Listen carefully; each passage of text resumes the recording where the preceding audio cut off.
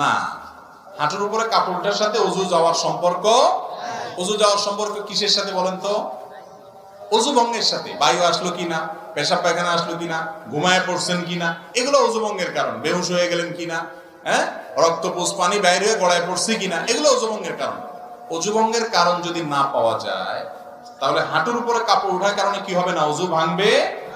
তবে যদি মানুষের সামনে, আরেকজনের সামনে হাঁটুর উপরে আপনার যা সতর যে আপনার দেখার জায়েজ নাই, অজুখানা অজু করতে গিয়ে এইভাবে হাঁটুর উপরে কাপড় উঠেছেন অন্যের সামনে, অজু না ভাঙলে কি হবে? ফরজ ভেঙে যাবে।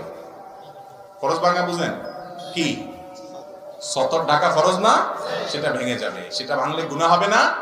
এই জন্য ওইটা বড় গুনাহ হবে। অজু ভাঙলে তেমন কোনো বিপদ হতো না, অজু ভাঙলে আবার অজু করতেন, অসুবিধা কি? কিন্তু গুনাহ হয়ে যাবে অন্যের সামনে। এই জন্য যাতে অন্যের সামনে হাঁটুর উপরে রান টান এগুলো দেখা না যায়, এই জন্য ওইটাকে ঢেকে ঢুকে রাখবেন। কিন্তু যদি কোনো কারণে উঠে যায়, তাতে অজু ভাঙবে না, অজু থাকবে।